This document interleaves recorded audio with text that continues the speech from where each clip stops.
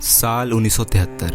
ये कहानी है क्रिस्टीन और उसकी फैमिली मिलो फैमिली की, जो जाते हैं ऑस्ट्रेलिया की one of the interesting sinkhole में केव डाइव करने। लेकिन इनके साथ जो होती है वो इन्हें अंदर से तबाह कर देती है। सो गाइज, मेरा नाम है मारूफ और आप देख रहे हो the shaft sinkhole tragedy. Name Christine, age 19। Christine की एक टीनेज लड़की होने के बावजूद भी वो एक एक्सपर्ट डाइवर थी। वो सिर्फ 5 साल की उम्र से ही डाइविंग कर रही थी, क्योंकि इनके फादर ऑस्ट्रेलिया में एक प्रोफेशनल डाइवर थे। क्रिस्टीन, स्टीफन, ग्लेन, इन तीनों के पास स्कूबा डाइविंग में हाईएस्ट क्वालिफिकेशन थी, जिसमें क्रिस्टीन करंटली साउथ वेल्स की टाइटल होल्डर थी, जिसे सिर्फ एक्सपीरियंस डाइवर ही अचीव कर पाते हैं। इनके कजन जॉन बॉगरमैन भी एक्सपीरियंस डाइवर थे। इन्हें 4 साल की एक्सपीरियंस थी और अब इन चारों की बन जाती है एक एक्सेलेंट डाइविंग टीम। सभी की प्लान्स बनती है दी साफ्ट सिंक होल को विजिट करने की और वहाँ एक नया रिकॉर्ड बनाने की। ये माउंट गैम्बियर और ओशियन के बीच में एक जमीन पर है, जिस जमीन को कुछ डेयरी फार्मर ओन करते हैं। और पता है, ये सिंक होल मिलने की एक इंटरेस्टिंग स्टोरी है।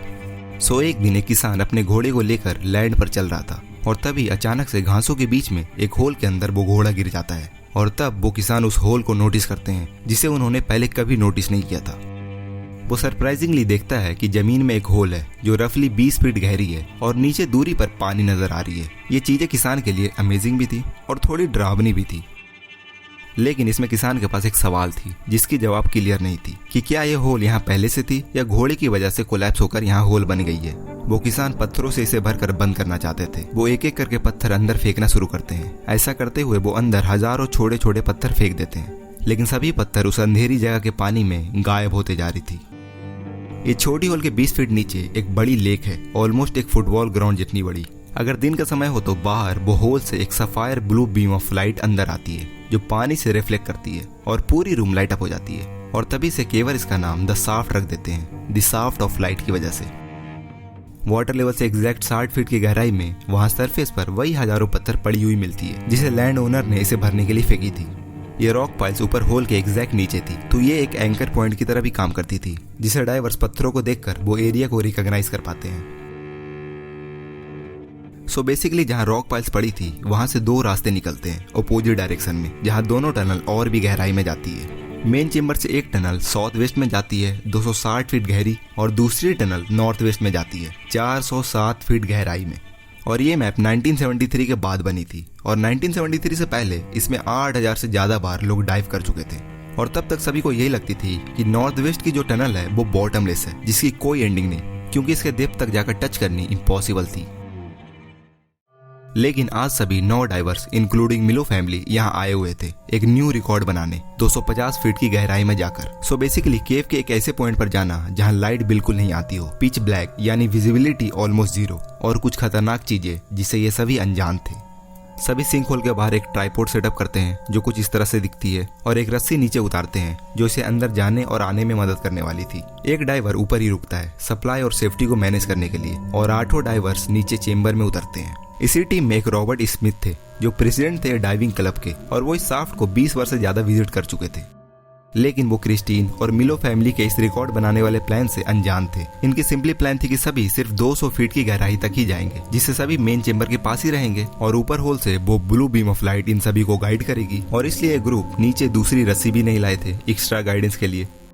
असल बात यह है कि ये ग्रुप की कोई ऑफिशियल प्लान्स थी ही नहीं। बिना एक एस्टैब्लिश्ड लीडर के किसी के बीच कोई कोऑर्डिनेशन और कोई प्लान्स थी ही नहीं। और दूसरी, केव डाइविंग उस समय न्यू थी, तो उस समय अथॉरिटी के द्वारा प्रॉपर प्रोटोकॉल्स भी एस्टैब्लिश नहीं थी। तीसरी और सबसे डेंजरस बात यह थी कि किसी को भी प्रॉपर केव के अंदर डाइव करने की एक्सपीरियंस नहीं थी। सभी को एक्सपीरियंस थी सिर्फ ओपन वाटर में डाइव करने की, जहाँ क्लियर ब्राइट वाटर होती है, जिसमें डाइवर्स आराम से खुद को ओरिएंट कर पाते हैं, जबकि केव डाइविंग में सभी चीजें उल्टी होती है। शुरू में सभी चीजें नॉर्मली चल रही थी। सभी रॉक पाइल के एरिया को भी क्रॉस कर लेते हैं। क्रिस्टीन, स्टीफन, जॉन और 4th diver Gordon north west के टनल के सेक्शन में आगे बढ़ रहे थे। वो सोच रहे थे कि वो तुरंत 250 फीट की गहराई को टच करके वापस लौट आएंगे, और ये करने से डेप्थ की इनकी एक न्यू रिकॉर्ड बन जाएगी।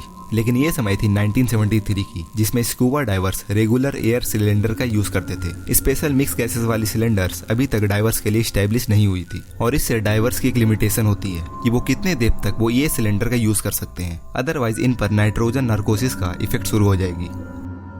बेसिकली नाइट्रोजन नार्कोसिस इफेक्ट आती है जब डाइवर्स के एयर सिलेंडर में प्रेशर बढ़ जाती है, जिस तरह से वो डाइवर्स डेप्थ में आगे बढ़ते हैं।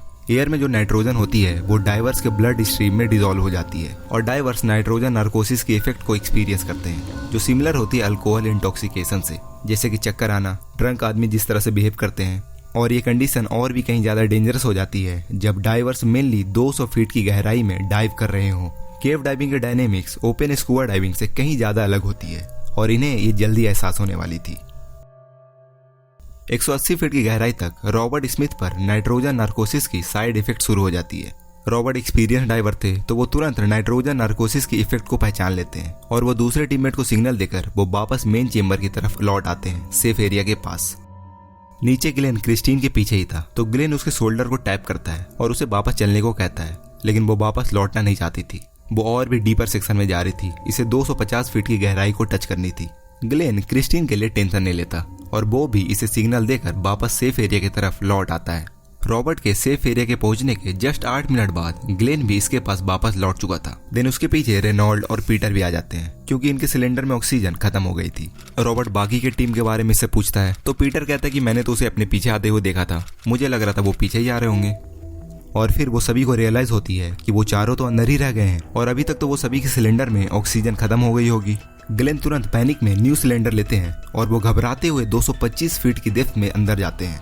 वो लेज की तरफ नीचे आते हैं लेकिन इन्हें वहां सिर्फ स्टीफन की कैमरा और फ्लैश लाइट नीचे गिरी हुई मिलती है। ये एक ऐसी सिचुएशन थी जिसे ग्लेन कभी देखना नहीं चाहते थे, मगर अफसोस ये सच थी। इन्हें अभी तक रियलाइज हो चुकी थी कि क्रिस्टीन, स्टीफन, जॉन और गॉर्डन अभी तक मर चुके होंगे और तभी से ये बन जाती है इतिहास की डेडलीस्ट केव डाइविंग इंसिडेंट। लेकिन टनल में हुआ क्या था? जब तक चारों टनल की गहराई में जा रहे थे तब तक इनके सिलेंडर में हवा खत्म होने लग रही थी और इन्हें समझ आ चुकी थी कि इन्हें जल्दी करनी होगी। सभी में नाइट्रोजन नार्कोसिस की सिम्टम्स भी नजर आ रही थी, लेकिन वो किसी तरह से कॉन्शियस थे और अपने टास्क पर फोकस कर रहे थे। इस गहराई में इस समय तक सभी की एयर कंप्रेस्ड हो चुकी थी, यानी वो एक ब्रीथ में 7 टाइम्स ज्यादा एयर यूज कर रहे थे जितना वो नॉर्मल सरफेस पर एयर यूज करते हैं। हालांकि वो अपने भाइयों के साथ थे, एक ग्रुप में थे, तो इसे अभी तक लग रही थी कि वो 250 फीट के डेप्थ के रिकॉर्ड को अचीव कर लेंगे।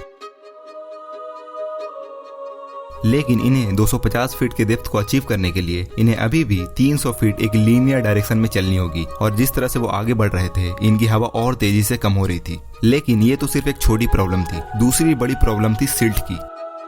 ये एक ऐसी चीज थी जिसके बारे में इन्होंने कभी सोचा भी नहीं था। चारों डाइवर्स एक छोटी स्पेस में थे जहां पूरी पानी सिल्टेड थी और वो धूल नीचे सेटल होने का नाम नहीं ले रही थी। सिल्टिंग की वजह से वहां विजिबिलिटी इतनी कम हो गई थी कि वो अपने हाथ के आगे कुछ देख ही नहीं सकते थे। क्रिस्टीन को एहसास हो चुकी थी कि वो 250 फीट के रिकॉर्ड को अचीव नहीं कर पाएगी। इनके पास वापस मुड़ने का आखिरी ऑप्शन थी, लेकिन वापस मुड़ना जितनी आसान लग रही थी उतनी आसान थी नहीं। सिल्टेड पानी में डाइव करते हुए उन्हें समझ नहीं आ रही थी कि उन्हें किस डायरेक्शन में जानी है जिससे वो रॉक पाइल के एरिया तक पहुंच जाए। वो सिंक होल की रोशनी भी आना बंद हो चुकी थी क्योंकि बाहर की मौसम क्लाउडी हो चुकी थी। ऑक्सीजन की लेवल डेंजरसली लो हो रही थी। अगर वो अभी भी बाहर जाने का रास्ता खोज लेते हैं तो उसे वहां पहुंचनी नामुमकिन थी। क्रिस्टीन बाहर के खोजने के डेस्परेट अटेम्प्ट में वो सीधा ऊपर सीलिंग की तरफ चली जाती है जिससे वो सिल्टेड वाटर से बच सके। पीछे गॉर्डन भी यही सेम काम करता है, दोनों ऊपर सीलिंग के पास डाइव कर रहे होते हैं। वो पैनिक में फ्लैश लाइट से ऊपर नीचे सभी डायरेक्शन में देख रहे थे जिससे इन्हें सही डायरेक्शन नजर आ जाए। ऊपर सीलिंग से इन्हें चोटी भी लगती है क्योंकि ऊपर की पत्थर बहुत रफ थी। आप इमेजिन करो एक फीलिंग को जब आप सीलिंग और पत्थर की दीवार से चारों तरफ से घिरे हो, वो भी पानी के अंदर, लेकिन बाहर जाने के कोई भी रास्ते नजर नहीं आ रही हो। आप पैनिक हो रहे हो एक कम्प्लीटली अंधेरे जगह पर जहाँ सिर्फ धूल है। इनकी बेचैनी की भारी कोशिशों ने इनके सिलेंडर में हवा और तेजी से खत्म कर दिया था। इस समय तक गॉर्डन और क्रिस्टीन दोनों एक दूसरे को पकड़े हुए रुक जाते हैं। इन्हें रियलाइज हो चुकी थी कि वो अब कुछ नहीं कर सकते। दोनों गुफा के फर्श पर गिर जाते हैं। अब तक जॉन वॉकरमैन भी कम हवा और नाइट्रोजन नार्कोसिस से सफर कर रहे थे और वो भी केव के फर्श पर गिर जाते हैं। इन चारों में से स्टीफन सबसे आगे थे और वो वापस लौटने में काफी हद तक सक्सेसफुल हो गए थे, लेकिन अब इनके सिलेंडर में भी हवा खत्म हो गई थी और अफसोस इतनी मेहनत के बावजूद भी वो बच नहीं पाते। ग्लेन जो नीचे सभी को खोजने आए थे, लेकिन उन्हें सिर्फ स्टीफन की कैमरा और फ्लैश लाइट ही मिलती है, लेकिन सभी के बॉडीज की कोई खबर नहीं। इन्हें रियलाइज हो चुकी थी कि वो चारों मर चुके होंगे और वो थक हार कर वापस लौट आते हैं। अगले दिन पुलिस आती है बॉडीज की रिकवरी के लिए और वो केव के 200 फीट तक गहराई में जाते हैं जहाँ केव में पानी अभी तक सिल्टेड थी, लेकिन इन्हें किसी की भी बॉडी नहीं मिलती। वो पुलिस यहाँ महीनों तक सभी को खोजते हैं, लेकिन किसी की भी कोई खबर नहीं थी। लेकिन अगले साल जनवरी में इसके लैंड ओनर के पास कुछ फिल्म क्रू आते हैं केव डाइविंग की डॉक्यूमेंट्री बनाने के लिए। लैंड ओनर से परमिशन लेने के बाद वो सभी केव के अंदर घुसते हैं और सभी फिल्म क्रू पानी के 50 फीट की गहराई में जाते हैं और उन्होंने अपने साथ प्रोफेशनल लाइटिंग इक्विपमेंट भी साथ में लाए थे। और जब वो केव के अंदर वो लाइट को ऑन करते हैं तो पूरी केव में दिन की तरह रोशनी हो जाती है। इसी में से एक टेक्नीशियन नोटिस करते हैं कि कोई तीसरा पर्सन इसके पीछे है और फिर वो इसे देखकर डर जाते हैं और वो क्लोजली उसे जाकर देखते हैं तो पता चलती है कि वहाँ एक डेड बॉडी है, एक बेड सूट में। वो पर्सन था स्टीफन, क्रिस्टीन का भाई। मार्च 1974। इसके लैंड ओनर के लिए ये बहुत अनकंफर्टेबल थी कि इसके जमीन के नीचे 3 डेड बॉडीज पड़ी है और इसके लिए वो एक डाइविंग टीम से कांटेक्ट करते हैं और उसे केव के अंदर भेजते हैं। डाइविंग टीम को 185 फीट की गहराई में क्रिस्टीन की बॉडी मिलती है टनल के सरफेस पर और उसके जस्ट बगल में गॉर्डन की भी बॉडी मिलती है और फिर उसके 20 फीट नीचे उन्हें चौथे आदमी की बॉडी मिलती है, जॉन वॉकरमैन की, लेज के पास। मिलो फैमिली में ग्लेन मिलो अब अकेला रह गए थे और इनके तीनों सिबलिंग्स मर चुके थे और शायद तभी से ये बन जाती है इतिहास की डेडलीस्ट केव डाइविंग डिजास्टर। लेकिन इस इंसिडेंट से एक चीज अच्छी होती है, ऑस्ट्रेलिया में एक केव डाइवर्स एसोसिएशन बनाई जाती है इस इंडस्ट्री को रेगुलेट करने के लिए और फर्दर डिजास्टर को रोकने के लिए। केव डाइवर्स के लिए प्रॉपर रूल्स रेगुलेशन के साथ साथ एक फ्रेमवर्क तैयार की जाती है जिसके गाइडलाइन में रहकर डाइवर को डाइव करनी होगी। लेकिन पता है ये रिस्की हॉबीज हमेशा चलने वाली थी, कभी रुकने नहीं वाली थी। लोग इस सिंक होल में मरे या दूसरे केव में, लोग मरते तो रहेंगे ही। सो हेलो गाइज, मेरा नाम है Maroof. Thank you for watching and I will see you in the next one.